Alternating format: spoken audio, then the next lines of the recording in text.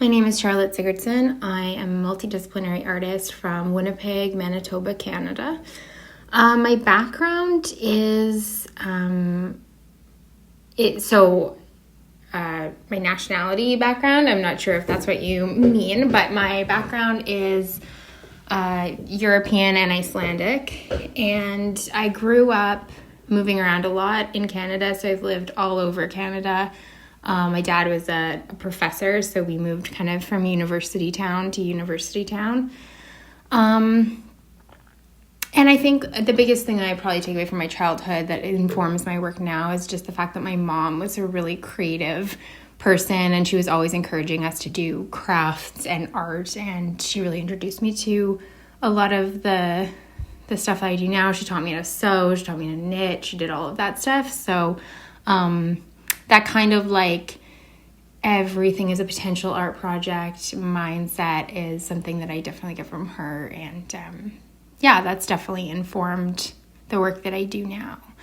In terms of where I was all over the country. So I don't really know how much of that influenced my work. I don't think there's anything about what I do that's particularly, Canadian or Canadiana. That's a really big genre here, and you see a lot of sort of animals and stuff like that and landscapes, and that's not actually what I do at all. So I would say it didn't influence, except for maybe being Canadian made me like reject some of that stuff and want to do things that are not typically Canadian art, if that makes sense.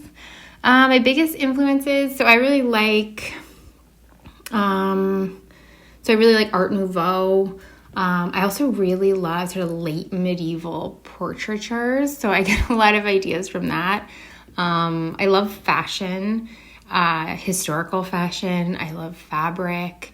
So those things influence me. And in terms of specific artists, I'm a big fan of Klimt. I love the Impressionists. I love, for sculpture, I love Javier Marin, who's a Mexican sculptor.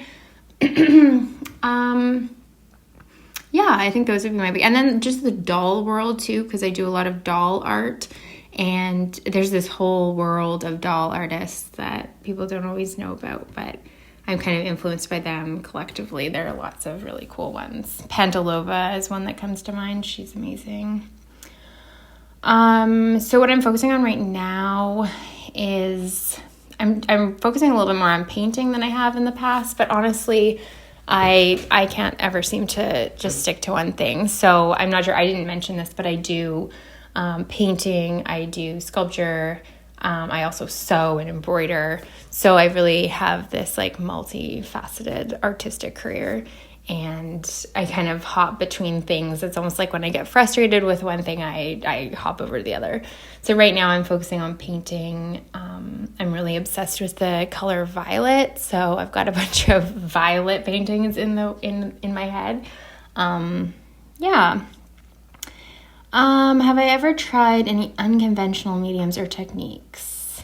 Yeah, I would say so. I'm sort of always trying new techniques. And in terms of painting right now, I'm actually trying to do this thing where I mix together, or I shouldn't say I mix together, but I use acrylic and oil on the same canvas. So I basically do like a painting in acrylic, and then I just go over the skin in oil, and so far so good.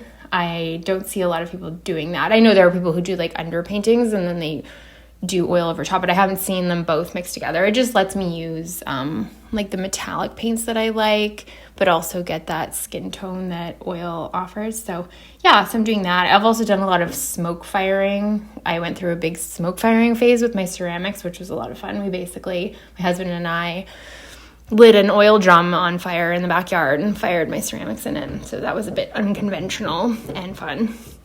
Do I listen to music or have any type of other background noise while I work? Or do I prefer silence?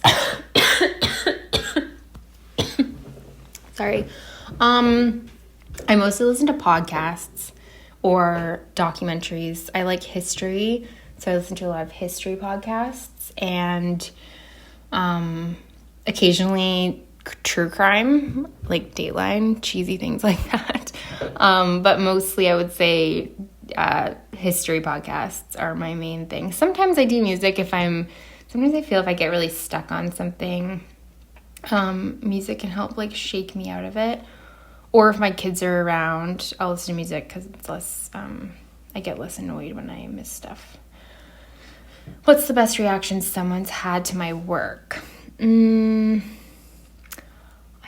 can't think of a really specific thing, except, every time somebody says that they feel connected to it, that is an amazing feeling.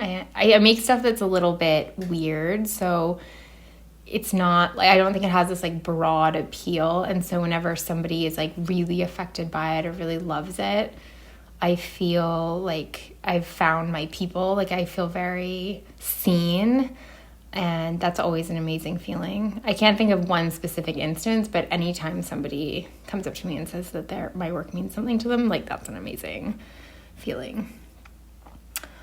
What do I hope people take away from my work? I kind of like the idea that people take away whatever they want from it. I think it really is a collaboration between two people, like the viewer and the artist. But I hope it just makes you think. I guess I hope it makes people have an emotional response, and I hope that it makes them think a little bit. And I hope that they think it's beautiful, because I think that's also an important aspect to art as well. All right, well, thank you so much for asking me these questions, and have a lovely rest of your day.